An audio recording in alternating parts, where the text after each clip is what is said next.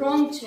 એટલે એક સહન શક્તિ આજે જે ગુમાવી બેઠા છે બાળકો ખાસ કરીને, અને એમાં અમુક જે જીદ છે, જીદ બહુ ભયંકર પરિણામો લાવે છે. તો એનાથી થોડુંક વિમુખ થવું જોઈએ, એનાથી થોડુંક છેટું જવું જોઈએ. અને એક કડી મને યાદ આવે એટલે કહી દઉં.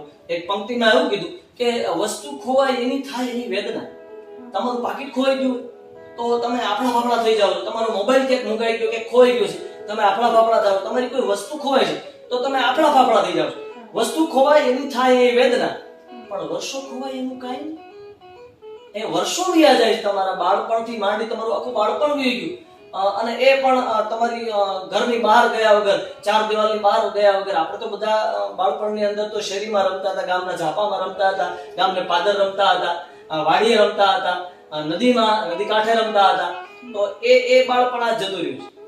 તો વસ્તુ પાછળ જે આપણી દોડ છે એ થોડીક ઓછી થાય અને વર્ષો આપણા કેટલા સારા જાય.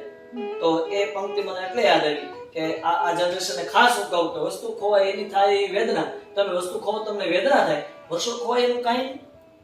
તો એ વર્ષો તમારા ખોવાઈ ન જાય એની ખાસ. અને તમે જે કીધું કે આજની જનરેશન જે કૂદકો ક્યાંક ઊંચી ઇમારતો ઉપરથી મારી જાય છે, ક્યાંક એવું પગલું ભરી જાય છે કે જીવન ટૂંકાવી દે છે.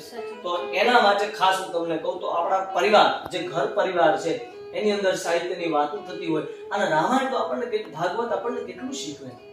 તમે વિચારો કે એ પિતાજીની આજ્ઞાનું પાલન કેમ કરવું. આદર્શ પુત્ર કોને કહેવાય? રામ ઉદાહરણ આપે છે આપણને. આદર્શ ભાઈ કોને કહેવાય? લક્ષ્મણ ઉદાહરણ આપે છે. આદર્શ ધર્મપત્ની કોને કહેવાય? સીતા આપણને ઉદાહરણ આપે છે. તો એ ઉદાહરણો બાળકોના આત્મા સુધી પહોંચવા જોઈએ. તો આ જે તમે કહો છો એ પ્રમાણે એનો રેશિયો થોડો ઘટે. બરાબર છે, સાચી વાત છે. હવે આપણે